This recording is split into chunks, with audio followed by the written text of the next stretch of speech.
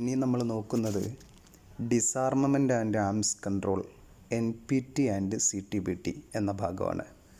ഈ മൊഡ്യൂളിലെ മൂന്നാമത്തെ ഭാഗമാണ് disarmament and arms control NPT and CTBT. സമാധാനവും സുരക്ഷ, സ്ഥിരത, ആഗോള സമാധാനം, ആഗോള സുരക്ഷ, ആഗോള സ്ഥിരത എന്നിവ പ്രോത്സാഹിപ്പിക്കുന്നതിനുള്ള ആഗോള ശ്രമങ്ങളുടെ നിർണായക ഘടകങ്ങളാണ് നിരായുധീകരണവും ആയുധ നിയന്ത്രണവും, ഡിസാർമമെൻറ്റും ആംസ് കൺട്രോളും. ആദ്യമായിട്ട് എന്താണ് നിരായുധീകരണം? ഡിസാർമമെൻറ്റ് എന്നാണ് നോക്കുന്നത്. ആയുധങ്ങൾ, സൈനിക ശക്തി തുടങ്ങിയവ പടിപടിയായി ഇല്ലാതാക്കുകയാണ് ഈ നിരായുധീകരണം എന്നതുകൊണ്ട്, ഡിസാർമമെൻറ്റ് എന്നതുകൊണ്ട് സൂചിപ്പിക്കുന്നത്. ആണവ നിരായുധീകരണം എന്നത് ആണവായുധങ്ങൾ പടിപടിയായിട്ട് ഇല്ലാതാക്കുക എന്നതാണ്. മറ്റൊന്ന് ആംസ് കൺട്രോളാണ്. ആംസ് കൺട്രോൾ എന്നത് ആയുധ നിയന്ത്രണമാണ്. സൈനിക ആയുധങ്ങളുടെയും സാങ്കേതിക വിദ്യകളുടെയും വികസനം, ഉൽപ്പാദനം, വിന്യാസം, ഉപയോഗം എന്നിവയുടെ നിയന്ത്രണം ഉണ്ടാക്കുക എന്നതാണ് ആയുധ നിയന്ത്രണം, ആംസ് കൺട്രോൾ എന്നതുകൊണ്ട് സൂചിപ്പിക്കുന്നത്. ലോകത്ത് ആണവായുധങ്ങൾ ഉയർത്തുന്ന വെല്ലുവിളികളെ അഭിമുഖീകരിക്കുന്നതിനും ആണവായുധങ്ങളെ നിരായുധീകരണത്തെ പ്രോത്സാഹിപ്പിക്കുന്നതിലും പ്രധാന പങ്കുവഹിക്കുന്ന രണ്ട് പ്രധാനപ്പെട്ട ആഗോള കരാറുകളാണ് NPTയും CTBTയും. നിരായുധീകരണത്തിനും ആംസ് കൺട്രോളിനും വേണ്ടി ലോകത്ത് നിലവിലുള്ള രണ്ട് പ്രധാനപ്പെട്ട കരാറുകളാണ് NPTയും CTBTയും. അതിനെക്കുറിച്ചാണ് നമ്മൾ ഓരോന്നോരോന്നായിട്ട് NPTയെക്കുറിച്ചും CTBTയെക്കുറിച്ചുമാണ് നമ്മൾ നോക്കുന്നത്. ആദ്യമായിട്ട് NPT 1968 സ്ഥാപിതമായതും 1970 പ്രാബല്യത്തിൽ വന്നതുമായ NPTയിൽ 191 രാജ്യങ്ങളാണ് നിലവിൽ പങ്കാളികളായിട്ടുള്ളത്. ആണവായുധങ്ങളുടെയും ആണവ സാങ്കേതിക വിദ്യകളുടെയും വ്യാപനം തടയുന്നതിനും സമാധാനം പ്രോത്സാഹിപ്പിക്കുന്നതിനും ആണവ നിരായുധീകരണ ശ്രമങ്ങൾ മുന്നോട്ട് കൊണ്ടുപോകുന്നതിനും ലക്ഷ്യമിട്ടുള്ള ഒരു സുപ്രധാന അന്താരാഷ്ട്ര ഉടമ്പടിയാണ് NPT എന്ന് പറയുന്നത്. NPTയുടെ അടിസ്ഥാന തത്വം രണ്ട് കാര്യങ്ങളാണ്. ഒന്ന്, 1967 ജനുവരി 1 മുമ്പ് അണ്വായുധ രാഷ്ട്രങ്ങളായ 5 പ്രധാനപ്പെട്ട വീറ്റോ രാജ്യങ്ങൾ, America, Russia, China, France, United Kingdom. America അന്നത്തെ USSR, പിന്നീട് അതിൻ്റെ ബാക്കിയായിട്ട് Russia, China, France, United Kingdom എന്നീ രാജ്യങ്ങളെ ആണവ നിരായുധീകരണത്തിന് പ്രോത്സാഹിപ്പിക്കുക. ഇവരെ ഏതായാലും ലോകത്ത് ആണവ രാജ്യങ്ങളായിട്ട് കണക്കാക്കാം. അതേസമയത്ത് ഈ ആണവ രാജ്യമായിട്ട് കണക്കാക്കിയാലും അവരുടെ ആണവായുധങ്ങൾ നിരായുധീകരണം ചെയ്യുന്നതിന് വേണ്ടിയുള്ള ശ്രമങ്ങൾ നടത്തുക. മറ്റൊന്ന്, ആണവായുധങ്ങളില്ലാത്ത ഈ 5 രാജ്യങ്ങളല്ലാത്ത മറ്റു രാജ്യങ്ങളുണ്ടല്ലോ, ഇനി ഈ രാജ്യങ്ങൾ ആണവായുധങ്ങൾ നിർമ്മിക്കാൻ പാടില്ല എന്നുമാണ് ഈ NPT കരാറിൻ്റെ തത്വങ്ങൾ എന്ന് പറയുന്നത്. രണ്ട് തത്വമാണ്.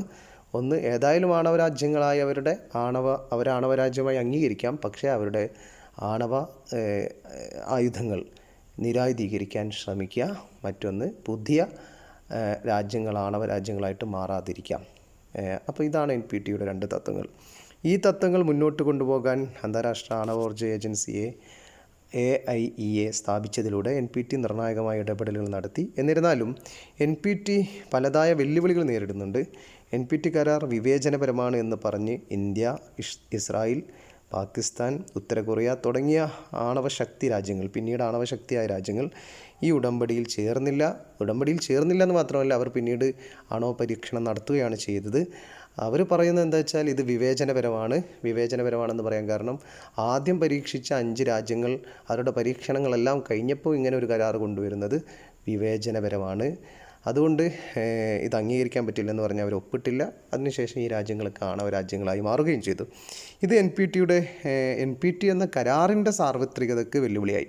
കാരണം ഇത്തരം രാജ്യങ്ങൾ മാറി നിൽക്കുകയും അവർ വീണ്ടും പരീക്ഷണം നടത്തുകയൊക്കെ ചെയ്തപ്പോൾ സ്വാഭാവികമായിട്ടും NPT കരാറിലുള്ള രാജ്യങ്ങളിൽ ചില ആശങ്കകൾ ഉണ്ടാക്കി. അത് കൊണ്ട് തന്നെ NPT എന്ന കരാറിൽ ആ കരാറിൻ്റെ സാർവത്രികതയ്ക്ക് വെല്ലുവിളി ഉയർത്തി. ഏതായാലും സമഗ്രമായ നിരായുധീകരണം കൈവരിക്കുന്നതിന് ഈ രാജ്യങ്ങളെ NPTയിൽ ചേർത്താനും അവരുടെ ആണവായുധങ്ങൾ നിരാകരിക്കുന്നതിനുമുള്ള ശ്രമങ്ങൾ ഇപ്പോഴും തുടർന്നുകൊണ്ടേയിരിക്കുന്നുണ്ട്. ഇന്ത്യ പോലുള്ള, പാകിസ്ഥാനെ പോലുള്ള, ഇസ്രായേലിനെ പോലുള്ള, നോർത്ത് കൊറിയ പോലുള്ള രാജ്യങ്ങളിൽ നിരായുധീകരണ ശ്രമങ്ങൾ നടത്താൻ വേണ്ടിയുള്ള NPTയുടെ ശ്രമങ്ങൾ നടന്നുകൊണ്ടിരിക്കുന്നുണ്ട്. ഇനി CTBT ആണ്. എല്ലാ ആണവ സ്ഫോടനങ്ങളും നിരോധിക്കാനും ആണവ പരീക്ഷണങ്ങളൊന്നാണ്. എല്ലാ ആണവ സ്ഫോടനങ്ങൾ എന്ന് പറയുന്നത് ആണവ പരീക്ഷണങ്ങൾ. ആ പരീക്ഷണത്തിന് മുതിരുന്ന സ്ഫോടനങ്ങൾ നിരോധിക്കാനും ആണവായുധങ്ങളുടെ വികാസം തടയാനും അന്താരാഷ്ട്ര സുരക്ഷ പ്രോത്സാഹിപ്പിക്കാനും ലക്ഷ്യമിട്ട് 1996 നിലവിൽ വന്ന ഒരു നിർണായക ആഗോള ഉടമ്പടിയാണ് ഈ സമഗ്ര ആണവ പരീക്ഷണ നിരോധന ഉടമ്പടി CTBT. സൈനിക അല്ലെങ്കിൽ സിവിലിയൻ ആവശ്യങ്ങൾക്ക് വേണ്ടിയുള്ള ആണവ പരീക്ഷണങ്ങൾ ഉൾപ്പെടെ എല്ലാ ആയുധ പരീക്ഷണങ്ങളും തടയുന്നതിലൂടെ, ആണവായുധ പരീക്ഷണങ്ങളും തടയുന്നതിലൂടെ NPTയുടെ ലക്ഷ്യം പൂർത്തീകരിക്കുക. നമ്മൾ മുമ്പ് നേരത്തെ പറഞ്ഞ NPTയുടെ ലക്ഷ്യം പൂർത്തീകരിക്കുകയാണ് ഈ CTBTയിലൂടെ ലക്ഷ്യമിടുന്നത്.